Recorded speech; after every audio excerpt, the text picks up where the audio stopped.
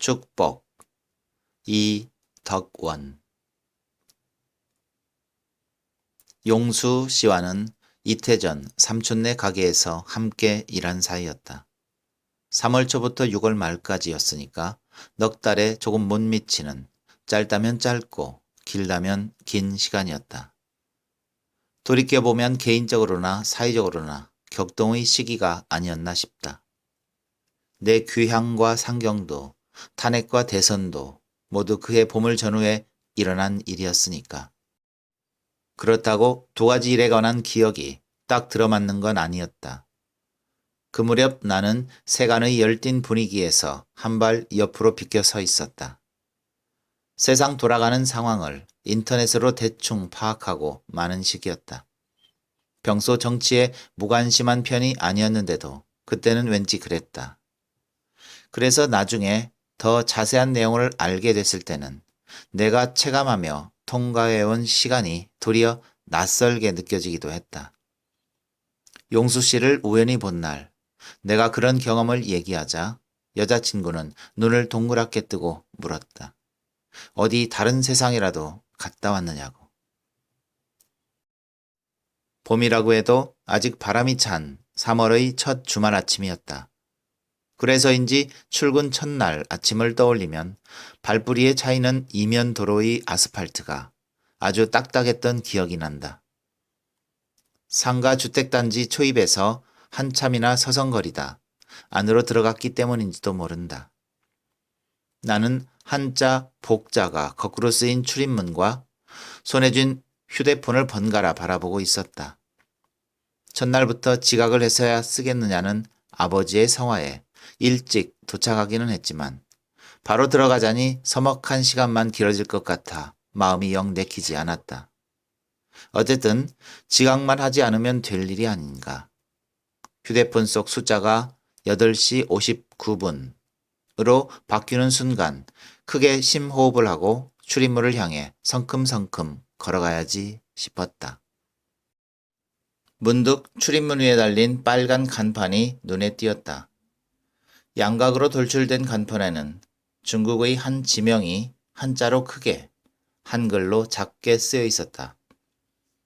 아버지에게 들었을 때는 몰랐는데 이제 보니 사람들이 거기 할 만큼 익숙한 지명은 아니었다. 그러니까 사람들이 중국에 관해 얘기한다고 쳤을 때 누군가의 입에서 나올 가능성은 거의 제로인 단어였다. 휴대폰을 열고 가게 이름을 검색해 봤다. 아니나 다를까. 한참 내려가서 백과사전 쪽을 보니 오래전 사라진 나라의 수도 이름이라고 나와 있었다. 오늘날의 지명은 막상 우리식 한자음으로든 현지 원음으로든 아주 익숙한, 그래서 중국집 상호로 널리 쓰이는 다른 것이었다. 고개를 들어 간판을 다시 올려다 봤다. 가본 적 없거니와 갈 수도 없는 도시라니 갑자기 아득한 느낌이 들었다. 난로를 막 켰는지 홀에 석유 냄새가 진동하고 있었다.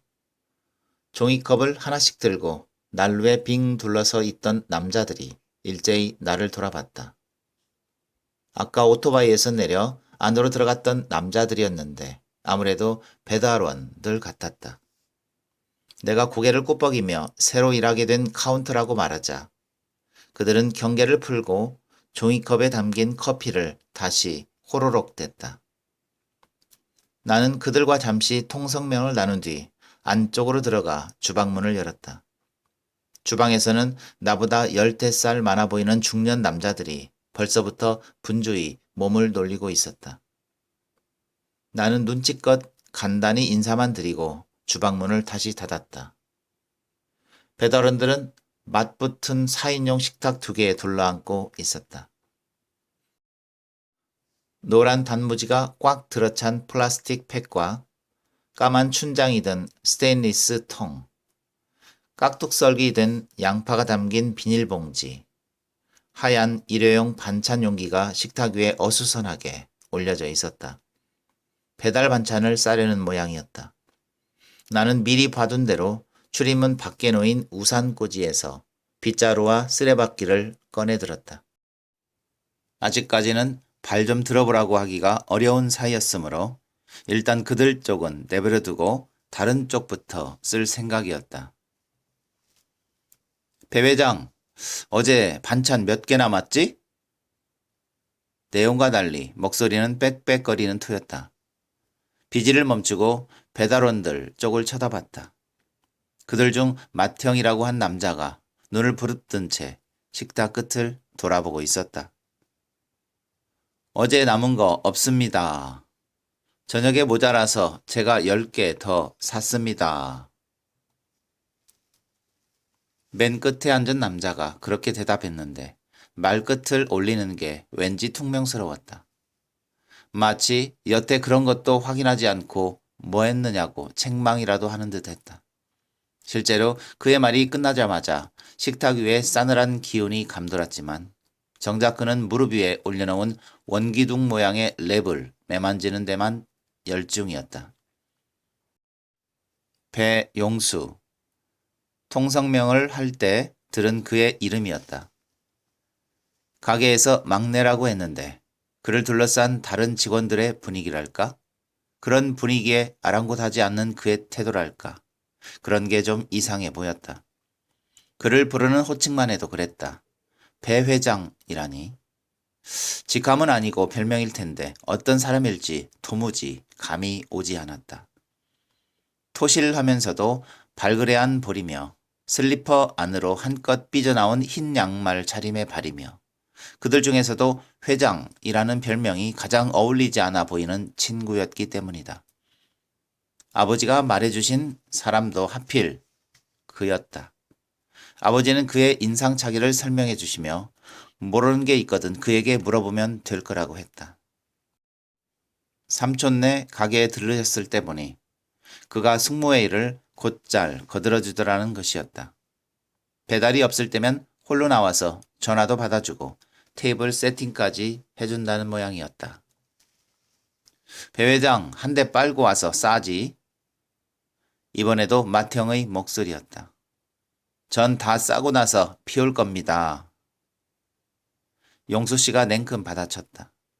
여전히 어조는 퉁명스러웠고 시선은 무릎 위 랩에 고정된 채였다.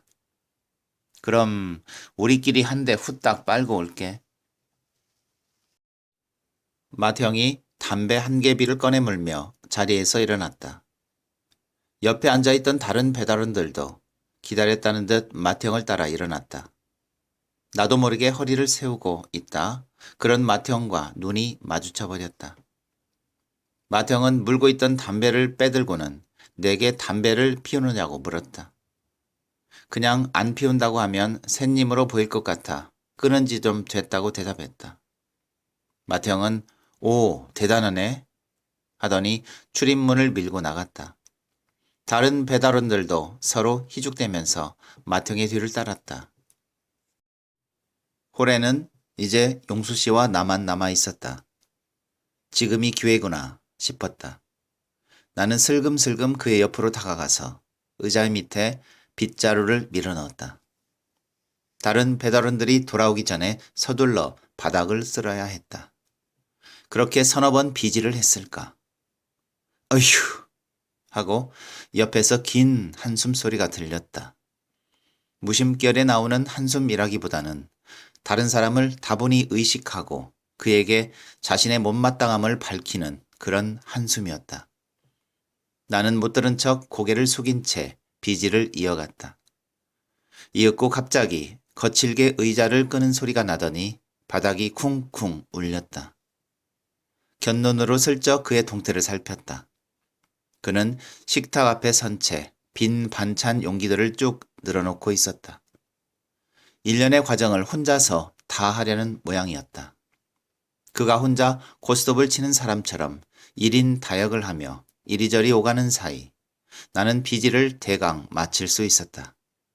그때 다른 배달원들이 출입문을 열고 우르르 들어왔고 나는 빗자루와 쓰레받기를 들고 부랴부랴 원래 있던 자리로 돌아갔다.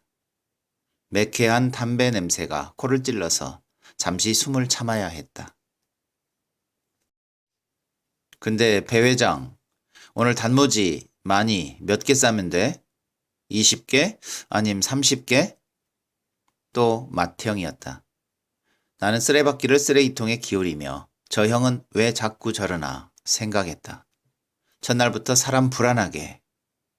그러다 어휴 하는 긴 한숨 소리를 듣고 다시 배달원 쪽을 바라봤다. 빨간 날인데 60겐 싸야죠. 용수 씨가 버럭 소리를 질렀다. 이번에는 고개도 쳐들고 있었는데 통성명할 때와 마찬가지로 왼쪽 눈만 한껏 치뜬 채였다.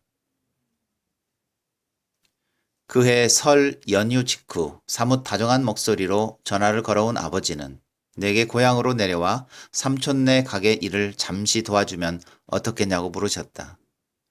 숙모가 아이를 낳고 산후조리를 받는 동안 카운터 볼 사람을 구한다는데 어디 아무에게나 믿고 맡길 수 있겠느냐는 것이었다.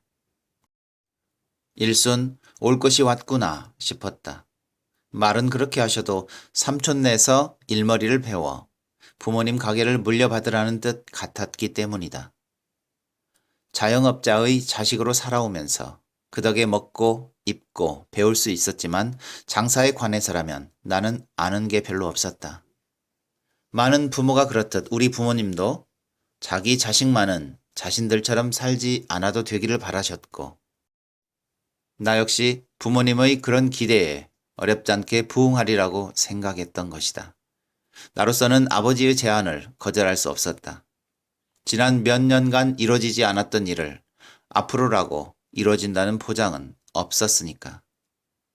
나는 될 대로 되라는 심정으로 그러겠다고 하고 전화를 끊었다.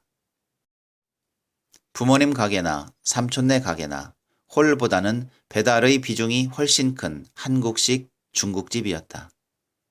그렇다고 다 같은 배달집은 또 아니었는데 삼촌네만 해도 오토바이가 6대나 되는 데다 배달도 홀을 지나 출입문으로 나가지 않고 주방에서 뒷문으로 돌아 나가는 제법 규모와 체계를 갖춘 가게였다. 그에 비하면 면 단위 마을에 자리 잡고 있는 부모님 가게는 구멍가게라고밖에 볼 수 없었고 그건 아버지도 인정하시는 부분이었다. 오히려 아버지는 삼촌을 자랑스러워하며 내가 그놈 그거 일낼 줄 알았다니까 하고 입버릇처럼 말씀하셨는데 그럴 때 보면 삼촌의 성공에 자신의 지분도 좀 있다고 생각하시는 눈치였다. 지분이 전혀 없다고 볼 수는 없었다. 삼촌은 내가 어릴 적 부모님 가게에서 일을 처음 배웠으니까. 어릴 적이기는 마찬가지라 우리가 처음 만났을 때 삼촌은 중학교를 갓 졸업한 10대였다. 그래서 그때만 해도 나는 삼촌을 형이라고 불렀었다. 그러다 삼촌이 부모님 가게를 그만두고 시내로 나간 뒤부터 삼촌이라고 부르게 됐던 건데 아버지가 삼촌에게 이제 자기를 형이라고 부르라고 하면서 내게는 앞으로 형을 삼촌이라고 부르라고 했기 때문이다. 내가 계속 형이라고 부르면 아버지가 내 형의 형이 되는 격이라 부자지간에 족보가 꼬인다는 논리였다. 내 입장에서 보면 억울한 호칭 정리였으나 삼촌은 어엿한 성인이었고 나만 여전히 10대였다. 지금이야 쭉 삼촌이라고 불러온 게 아니었나 싶을 정도로 입에 뱉지만 처음에는 한동안 형이라고 불렀다. 삼촌이라고 정정해야 했던 기억이 난다. 배달원들이 삼촌과 어떤 관계냐고 물었을 때 나는 그렇게 대답했다. 나는 용수 씨와 함께 아침상을 차리고 있었다. 마탱을 비롯한 다른 배달원들은 식탁을 하나씩 차지하고 앉아 내게 이런저런 질문을 던지는 중이었는데 가만 보니 다들 삼촌을 형이라고 부르고 있었다. 사장님이라고 부르는 사람은 오직 한 사람뿐이었다. 어쩐지 원래는 형이 거기 여자 뽑는다고 했었거든. 맏형이 아쉽다는 듯 입맛을 쩝쩝 다시며 말했다. 무안해진 나는 입을 다물고 반찬을 담는데 열중했다. 반찬 가게에서 사온 얼마 안 되는 반찬을 접시에 반씩 나눠 담아야 했다. 사장님 오셨다.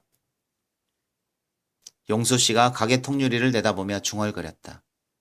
그의 시선을 따라가니 검은색 대형 세단 한 대가 가게 앞에 멈춰 서 있었다. 삼촌에게 물어볼 게 한두 가지가 아니었다.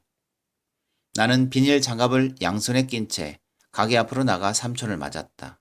하지만 내 기대와 달리 삼촌은 아는 게 거의 없었다. 컴퓨터 비밀번호 말고 나머지 질문에는 좀 있으면 숙모 올 거야 하고 미루거나 용수가 알걸 하고 떠넘기기만 할 뿐이었다. 아침을 먹고 카운터 의자에 앉아 숙모를 기다렸다. 등받이와 쿠션은 없이 동그란 플라스틱 시트 하나만 얹혀진 회전 의자였다. 엉덩이로 의자 바퀴를 부드럽게 굴리며 주위 동선을 살펴봤다. 왼쪽으로 고개를 돌리니 상하 좌우가 바뀐 복자 사이로 눈이 부신 햇살이 쏟아져 들어오고 있었고, 오른쪽으로 고개를 돌리니 가로로 긴 직사각형 배식구가 주방 안을 낮은 눈높이로 오려내고 있었다. 옆에서 삼촌이 이제 내 공간이니 불편한 게 있으면 마음대로 바꿔도 된다고 말했다. 네 하고 대답했지만 그렇게까지 하고 싶지는 않았다. 오전 10시께 돼서야 배가 제법 불룩한 여자가 가게로 들어왔는데 그쪽에서 먼저 내 이름을 불러주지 않았더라면 손님인 줄 알고 혼자신가요? 하고 물을 뻔했다. 숙모라고 해봤자 결혼식 때 한 번 본 게 전부였거니와 그날 본 모습과는 너무 달랐기 때문이다. 내가 의자에서 일어나 인사를 하자 숙모는 방긋 웃으면서 자신이 없는 동안 가게를 잘 부탁한다고 말했다. 숙모 덕분에 첫날 점심은 무사히 지나갔다.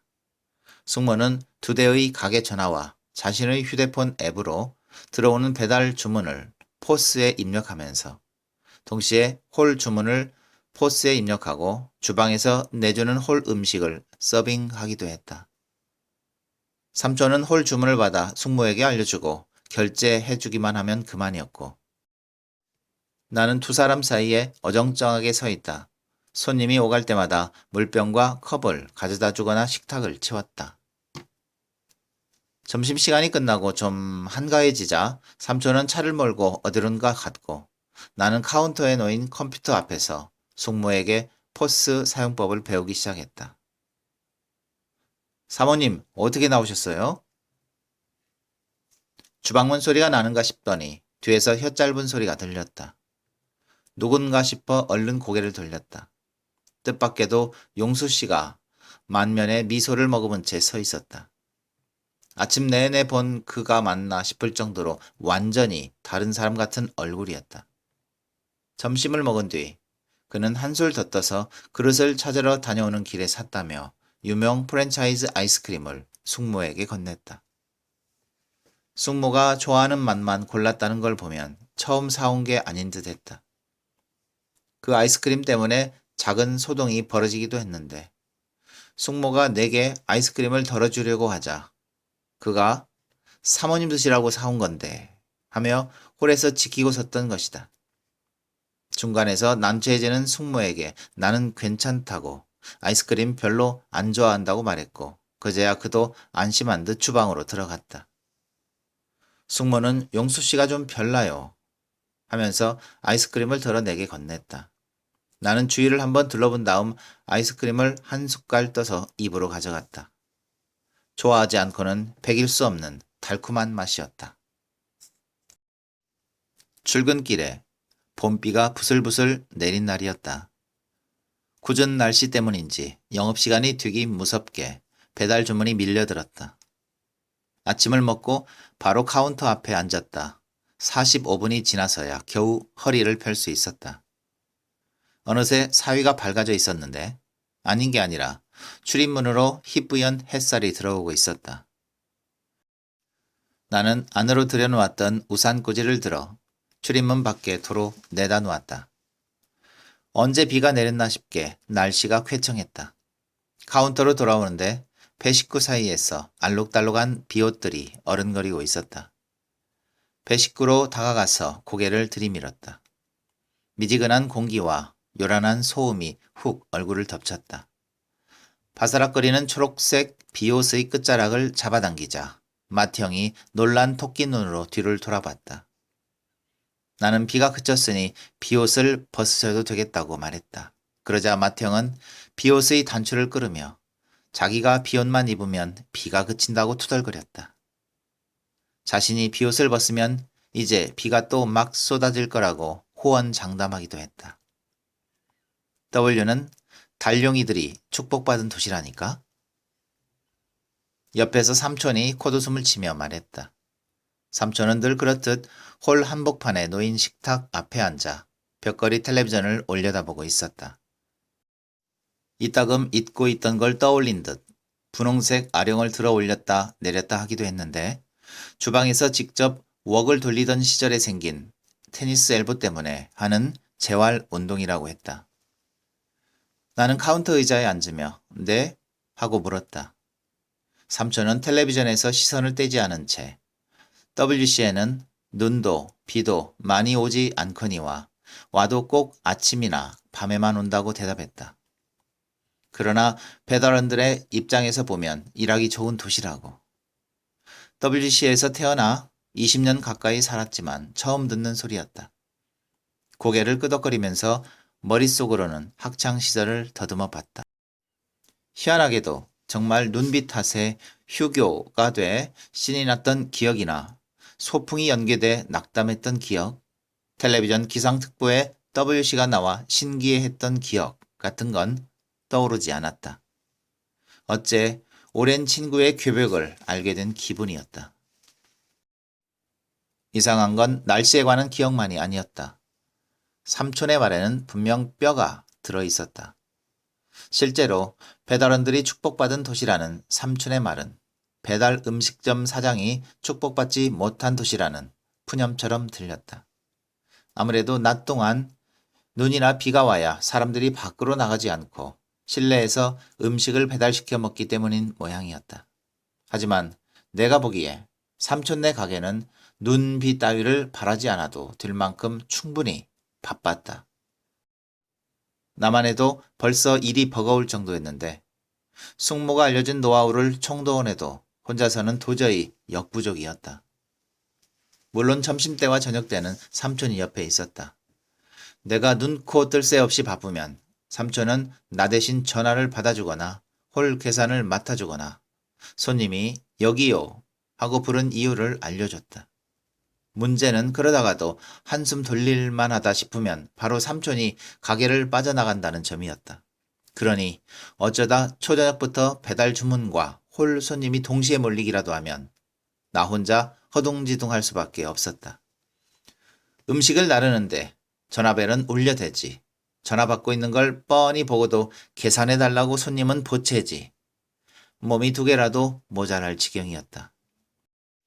화장실도 가장 한가한 시간, 적절한 타이밍에 달려갔다 달려와야 했는데 카운터 책상부터 연결된 고무줄을 허리에 메고 다니는 느낌이었다. 최대한 늘리면 건물 공용 화장실까지는 갈 수는 있지만 탄성 때문에 이내 휙 되돌아오고야 마는. 숙모와 함께 있을 때처럼 용수 씨가 가끔 홀로 나와서 일을 거들어주면 좋으련만 그는 나를 매몰차게 외면하고 있었다. 내가 배 식구 사이로 불러도 못 들은 척하기 일쑤였고 어쩌다 말을 붙여도 모르겠는데요 하고 잡아떼거나 한심하다는 듯 어휴 하고 긴 한숨만 내쉴 뿐이었다. 아니 도와주는 건 바라지도 않으니 제발 배달 가서 가게로 전화나 하지 않았으면 싶었다. 처음에 나는 모니터에 배용수라고 뜨기에 무슨 일이 생겼나 걱정하면서 수화기를 들었다. 저 용수인데요. 형 이거 계산 틀린 것 같은데. 명백히 따지는 투였고 듣기에 따라서는 12조였다. 나는 잠깐만요 하고 시간을 번 뒤 용수 씨가 배달 간 곳의 주문을 확인했다. 탕수육 세트에서 식사만 다른 메뉴로 바꿔준 주문이었다. 메뉴판에는 없어도 예전부터 받아와 포스에도 등록돼 있었고 당연히 전표에 있는 가격도 숙모가 등록해 놓은 그대로였다.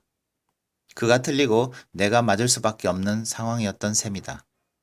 그런데도 숙모는 믿어도 나는 못 믿겠는지 그는 번번이 가게로 전화를 걸어오곤 했다. 사실 용수 씨는 다른 배달원들에게도 골칫거리였다. 일례로 배달앱 내 결제나 계좌이체처럼 완불인 주문이다 싶으면 배달을 가지 않으려고 했다. 포장대 앞에 섰다가도 전표를 확인하고는 슬그머니 자리를 피하는 시기였다. 마감 후 정산을 할 때 보면 혼자서 일을 다 한 것처럼 뽐내는 그이기에 처음에는 의아하게 생각했다. 매일 저녁 그는 굳이 포스에 배달원별 집게를 띄워달라고 한 뒤 오늘도 자기가 배달을 제일 많이 갔다느니 돈을 가장 많이 벌었다느니 너스레를 떨곤 했기 때문이다. 며칠이 지나 맏형이 귀뚱해주기를 그런 그도 두 기준에서 가끔 다른 배달원들에게 밀리는 날이 있는데 그때 최후의 보루로 삼는 것이 바로 현금이라고 했다. 그래도 뭐 현찰은 내가 다 벌어왔네 하고 자기 위안을 삼곤 한다고. 그래서 전표를 보고 현금인 것 같은 주문 위주로 배달을 골라서 간다는 것이었다. 지난 며칠간의 일들이 머릿속을 스쳤다. 한 그릇은 카드로 안 된다고 빡빡 우기더라며 배달원 교육 똑바로 시키라는 전화를 받은 일이라든지 배달원이 카드기에 배터리가 없어서 가게로 직접 왔다는 손님의 카드를 긁어줬던 일이라든지 그것도 다 용수 씨가 현금 결제를 유도하다 그런 일인 모양이었다. 자기 돈 되는 것도 아닌데 왜 그렇게까지 하는지 정말 알다가도 모를 일이었다. 나는 그가 왜 배 회장이라 불리는지 점점 알 것 같았다. 4월이 되자 하루살이가 날아들지 않는 낮 동안에는 출입문을 활짝 열어놓고 지낼 수 있었는데 그것만으로도 숨통이 좀 트이는 느낌이었다. 산들바람이 살랑살랑 불어오면 괜히 가슴이 설레고 그래서 이내 멋쩍어지는 그런 계절이었다. 그날 아침에는 상을 치우자마자 가게 앞까지 나가 봄볕을 쬐고 있었다. 앞에서는 배달원들이 오토바이에 걸터 앉아 커피 믹스를 홀짝대며 담배를 피우고 있었다. 개점이 임박한 시간이라 나는 그들과 우스갯소리를 주고받으면서도 안에서 전화가 울리는 건 아닌지 귀를 기울여야 했다. 먼저 울린 건 뜻밖에도 손에 쥔 휴대폰이었다. 삼촌의 전화였다. 내가 네, 삼촌 하며 전화를 받자 배달원들이 입을 다물고 통화에 귀를 기울였다. 삼촌은 새벽에 숙모가 아이를 낳았다고 말했다. 그래서 가게에는 저녁에나 갈 수 있을 것 같다고. 나는 축하드린다고. 평일이라 괜찮을 테니 걱정 마시고 숙모나 잘 챙기시라고 했다. 내 말을 들은 배달원들이 무언극의 배우들처럼 소리 없이 환호하기 시작했다. 그 틈에 용수 씨도 끼어 있었는데 기뻐하는 이유는 다르지 싶었다. 평일이기는 해도 정신없이 바쁜 점심을 보내야 했다. 작업 표시들의 시계를 확인했을 때는 어느덧 오후 2시가 훌쩍 지난 시간이었다. 나는 의자를 미끄러뜨려 배 식구로 다가앉았다. 포장대 선반의 오더렉에 커튼을 친 것처럼 빼곡히 꽂혀있던 배달 전표들도 어느 정도 거친 상황이었다. 컴퓨터 앞으로 돌아와 일회용이 아닌 그릇으로 배달을 간 곳들을 코스별로 묶어 출력했다. 고개를 돌리니 마침 용수 씨가 배달을 가기 위해 주방으로 들어오고 있었다. 포장대 선반 위 프린터에서 수거 리스트들을 뽑아든 그는 그중 제일 긴 한 장을 자신의 배달 전표 밑에 붙이고는 나머지 것들은 짧게 잘라 다른 배달 전표들에 나눠 붙였다. 그릇 수거 리스트를 뽑아줬으니 이제 전화선을 풀어둘 차례였다. 어김없이 전화선들이 배배 꼬여 있었다. 한가할 때 전화선을 풀어두지 않으면 나중에 바쁠 때 수화기를 덥석 집다 전화기를 통째로 들어올릴지 몰랐다. 나는 수화기를 집어 천천히 아래로 내려뜨렸다. 불똥이 되지 않도록 다른 손으로는 후크 스위치를 꾹 누른 상태였다. 수화기가 공중에서 뱅글뱅글 돌았고 전화선이 조금씩 풀리면서 길어졌다. 하루 중 가장 좋아하는 시간이었다. 그 모습을 보고 있노라면 왠지 내 마음도 덩달아 풀리는 듯 했다. 수화기를 올려놓고 두 번째 수화기를 집었을 때였다. 잠잠하던 전화가 갑자기 울렸다. 첫 번째 전화였다. 나는 수화기를 재빨리 바꿔들고 상냥한 목소리로 인사를 건넸다.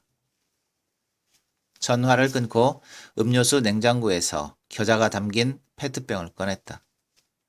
주문받은 메뉴 중에 양장피가 있기 때문이었다. 꿀렁꿀렁 소리가 나도록 페트병을 위아래로 흔들며 배식구로 주방 안의 상황을 살폈다. 잠시 후 칼 판장님이 요리 접시를 손에 들고 주방으로 들어왔다.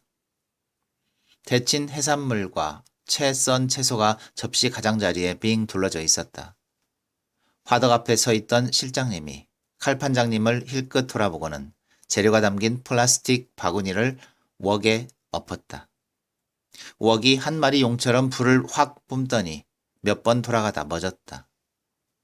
칼 판장님이 웍 옆에 접시를 가져다 대자 실장님이 웍을 접시에 기울이며 배달 가자 하고 외쳤다. 밖에서 대기 중인 배달원들을 불러들이는 소리였다. 그것을 신호로 나도 밥 공기에 겨자를 따르고 참기름을 한 방울 뿌렸다. 고소한 냄새가 은은하게 풍겨왔다. 고개를 드니 벌써 차례가 돌아왔는지 용수 씨가 포장대 앞에 서서 머리를 설레설레 흔들고 있었다. 무슨 일인가 싶어 그의 시선을 쫓았다. 그가 다른 배달 전포에 나눠 붙였던 그릇 수거 리스트들이 오더렉 한쪽에 덕지덕지 붙어 있었다. 그는 그릇 수거 리스트들을 전부 떼어내 자신의 배달 점포 아래 붙인 뒤 양장피를 포장하기 시작했다. 그가 랩 틈에 대고 숨을 훅 들이마시자 신기하게도 양장피가 진공 포장된 듯 랩에 흡착됐다. 나는 겨자가 담긴 공기를 배식구 안으로 슬며시 밀어넣었다. 주위를 두리번거리다 뒤에서 겨자 공기를 발견한 그가 배식구로 고개를 숙이며 고맙습니다 하고 웃었다.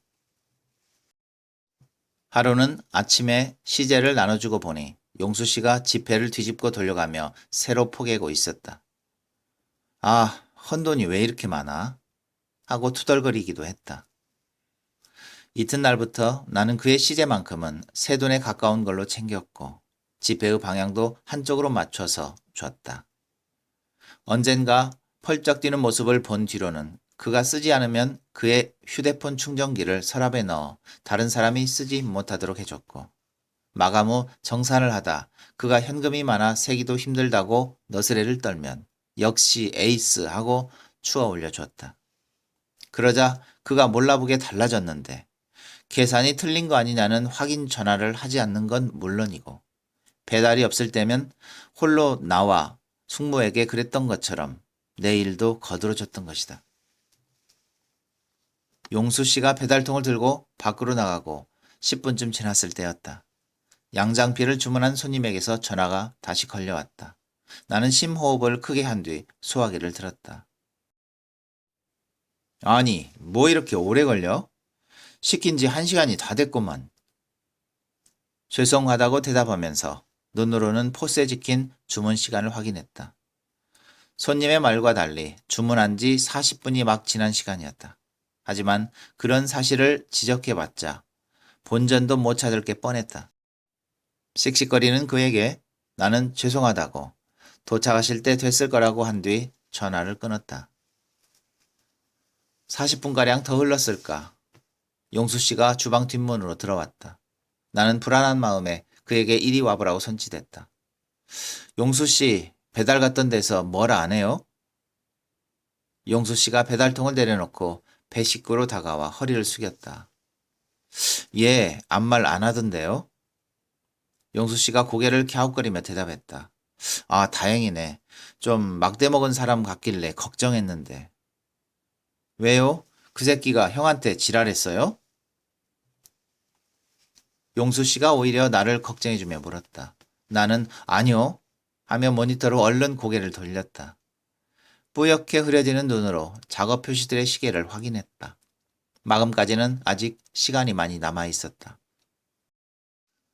6월부터는 때일은 무더위 때문에 종일 출입문을 닫은 채 에어컨을 돌려야 했다.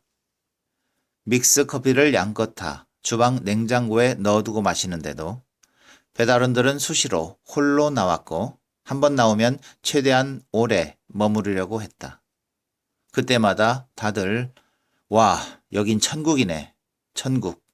하고 중얼거려서 나를 괜히 미안해지게 만들기도 했다. 하지만 내가 가장 미안한 쪽은 주방 식구들이었다. 배 식구로 새어나오는 열기만으로도 숨이 턱턱 막힐 정도였으니까.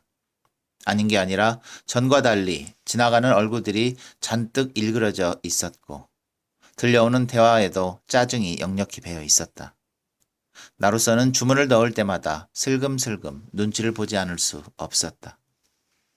그날 저녁에도 주방 분위기가 몹시 살벌했다. 용수 씨가 배달을 여러 건 묶어 한꺼번에 가려고 이거랑 이거 같이 못 나와요? 하고 보챈 게 화근이었다. 안 된다는 실장님의 말에 골이 난 그가 배달을 다녀와서는 퉁탕거리며 배달통을 내려놓았고 그 소리를 들은 실장님이 지금 나한테 시위하는 거냐고 노발대발했던 것이다. 그는 엽통에 걸려서 그런 거라고 항변하며 억울하다는 표정을 지어 보였지만 아무도 그의 말을 믿지 않았다. 홀은 홀대로 또 어수선한 상황이었다. 삼촌의 상가연합회 회장 선출을 축하하는 모임이 홀에서 열리고 있었는데 업종마다 마감 시간이 다르다 보니 사장님들이 가게를 연신 들락거리고 있었다. 주위가 너무 시끄러워서 나는 손으로 한쪽 귀를 틀어막고 전화를 받아야 했다. 전화를 받지 않을 때는 자연히 옆에서 대화를 엿듣게 됐는데 아무래도 주인공인 삼촌에게 질문이 집중되고 있었다. 그 전화가 걸려온 건 대화의 주제가 WC에서 장사가 가장 잘 된다는 다른 중국집으로 넘어간 직후였다. 30분쯤 전에 인근 아파트에서 주문한 손님의 전화였다. 나는 수화기에 손을 올린 채 배식구를 들여다봤다. 마태형이 포장대 앞에 서서 음식을 포장하고 있었다. 마태형에게 큰 소리로 전표 번호를 대며 진행 상황을 물었다. 마태형이 오다르게 꽂힌 배달 전표들을 좌우로 훑어보더니 간 것 같은데? 하고 대답했다. 나는 안심하고 수화기를 들었다. 네, 주문하셨죠? 이제 도착하실 때 됐습니다. 아니요, 음식 받았는데요. 이게 뭐예요? 국물 다 쏟았잖아요. 목소리로 봐서는 숨을 안 빡길 것 같은 남자가 짜증스러운 목소리로 말했다. 아, 가는 길에 랩이 터져서 국물이 너무 없으시다는 거죠? 아니, 그것도 그렇고 배달통 들고 들어와서 현관에다 국물 다 쏟았다고요. 운동화들까지 싹 젖었는데 이거 어쩔 거예요? 배달하는 분이 정상도 아닌 것 같아서 웬만하면 안 이러려고 했는데 미안하단 말도 없이 그냥 가더라고요. 그제야 배달 간 사람을 짐작할 수 있었다. 짬뽕은 다시 보내주면 되겠지만 운동화는 세탁비라도 줘야 할 텐데 내가 결정할 수 있는 문제가 아니었다. 나는 잠시만 기다려달라고 한 뒤 수화기를 옆에 내려놓고 자리에서 일어났다. 삼촌은 터질 듯 상기된 얼굴로 열변을 토하고 있었다. 나는 삼촌에게 다가가서 허리를 숙이고 손님과의 통화 내용을 고스란히 전했다. 그러자 삼촌은 용수 씨가 오거든 음식을 다시 가져다 주면서 잘 얘기하고 오라 그러라고 말했다. 내가 그래도 세탁비를 줘야 하지 않겠느냐고 물으니 삼촌은 그것도 그가 알아서 할 거라고 대답했다. 그러시지 말고 삼촌이 직접 전화를 받아보시죠. 나는 허리를 세우고 삼촌의 어깨에 손을 얹었다. 삼촌이 정색한 얼굴로 나를 올려다봤다. 옆에서 다른 사장님들이 무슨 일이냐고 물으며 삼촌과 나를 번갈아 쳐다봤다. 삼촌은 표정을 바꾸고 좌중에 양해를 구하더니 자리에서 일어나 카운터로 걸어갔다. 나는 삼촌의 뒤를 따라갔다. 아이고 손님 죄송합니다. 네, 들었습니다. 직원이 부족해서 일당을 썼더니 이런 일이 생기네요. 네, 맞습니다. 정상은 아니시더라고요. 일당분 오시면 음식 다시 해서 보낼 테니까 그분이랑 얘기 잘 하시면 됩니다. 삼촌이 그렇게 말하고는 전화를 끊고 자리로 돌아갔다. 나는 카운터 의자에 앉아 배식구를 바라보며 용수 씨가 돌아오기를 기다렸다. 옆에서 다른 사장님들이 무슨 일이냐고 묻는 소리가 들렸다. 삼촌은 별일 아니라고 하더니 제가 어디까지 얘기했죠? 하고 물었다. 이윽고 용수 씨가 뒷문으로 들어오는 모습이 보였다. 나는 배 식구로 다가앉으며 그를 손짓해 불렀다. 그가 배달통을 든 채 배 식구로 다가와서 허리를 숙였다.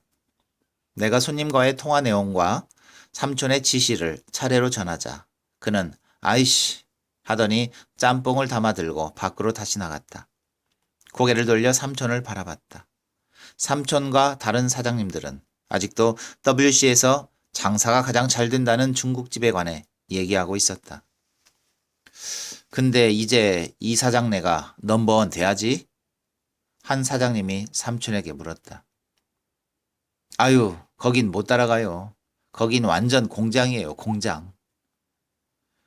10분 남짓 지났을까? 옆에서 나직한 진동 소리가 들렸다. 충전 중인 용수 씨의 휴대폰이었다. 그 위에 16,000원을 출금했다는 문자가 하나 떠 있었다. 시제로 세탁비를 물어준 용수 씨가 돌아오는 길에 ATM기에서 돈을 뽑은 모양이었다. 나는 시제에 돈을 채워넣고 있을 용수 씨의 모습을 떠올렸다. 세종대왕과 율곡 이희, 퇴계 이왕의 그림을 방향이 맞도록 차곡차곡 포개고 있을 모습을. 헌돈이 왜 이렇게 많아? 하고 투덜거리고 있을 모습을. 그 일이 있고 보름쯤 지나 나는 삼촌네 가게를 그만뒀다. 반나절 사이 갑작스레 이뤄진 결정이었다. 내가 서류 전형에 합격했다는 메일을 받고 전화를 드리자마자 아버지는 당장 내일부터 삼촌네에는 나가지 말라고 하셨다. 삼촌에게는 자신이 얘기할 테니 면접 준비나 잘 하라는 것이었다. 하지만 나는 직접 말하겠다고 한 뒤 저녁에 가게로 돌아온 삼촌에게 내 상황과 아버지의 결정을 알렸다. 삼촌은 당황한 기색이 역력했다. 말로는 축하한다고 했지만 얼굴에는 내가? 라고 쓰여 있었다. 물론 이건 다소 과장된 기억인지도 모른다. 당시 내가 삼촌에게 느꼈던 서운함이나 그 뒤 소원해진 아버지와 삼촌의 관계 탓에 얼마간 왜곡돼 버린 기억인지도. 어쨌든 나는 두 번의 면접도 마저 합격한 뒤 서울로 다시 올라왔다. 처음에는 얼마나 기뻤는지 가만히 있다가도 입꼬리가 절로 올라가서 연신 표정 관리를 하며 주위를 살펴야 했다. 이제부터 모든 게 좋아지리라고.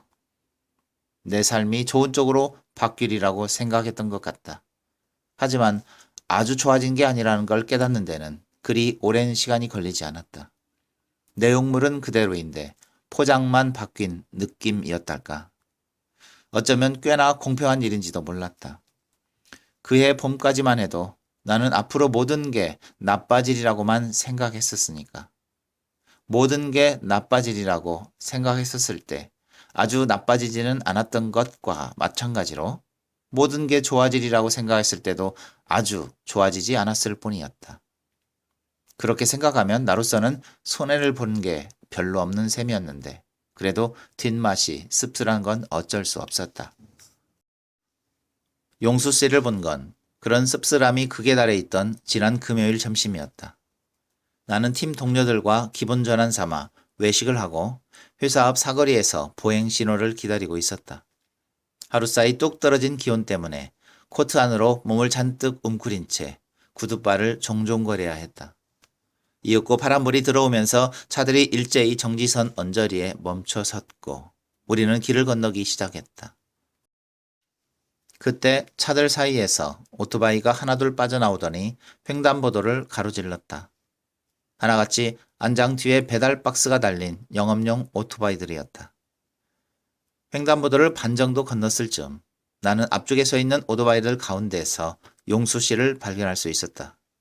정확히 말하면 내가 알아본 건 은색 헬멧 안면부와 검은색 마스크 사이로 드러나 있는 눈이었다. 한 쌍이면서도 토라진 연인처럼 불화하고 있는 눈. 나는 못 본 척 고개를 획 돌렸다. 티가 나지 않게 은근히 걷는 속도도 높였다. 그러면서 용수 씨가 여기까지 웬일이지? 생각했다. 여기만 해도 그의 행동 반경 밖이 아니었던가. 그러다 인도에 다다른 뒤에야 혹시나 하고 뒤를 돌아봤다. 동료들이 대화를 나누며 내 쪽으로 다가오고 있었고 반대편 신호등에서 파란불이 깜빡대고 있었다.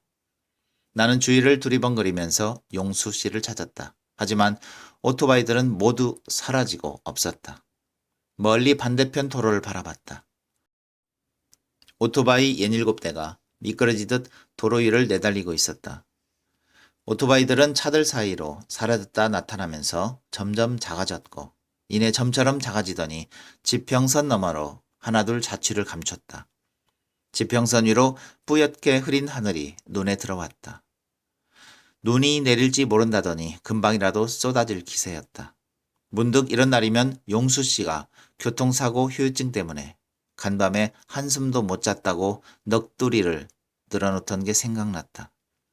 그래서 언제부턴가 나는 심드렁한 표정으로 고개를 돌리는 삼촌을 대신해 그에게 괜찮은 거냐고 물어보곤 했었다. 그의 말이 차라리 삼촌의 비아냥대로 엄살이기를 바라면서. 뒤에서 입사 동기가 어서 가자고 나를 불렀다. 나는 소리가 나는 쪽으로 발걸음을 돌리며 배달 가자 하고 중얼거렸다.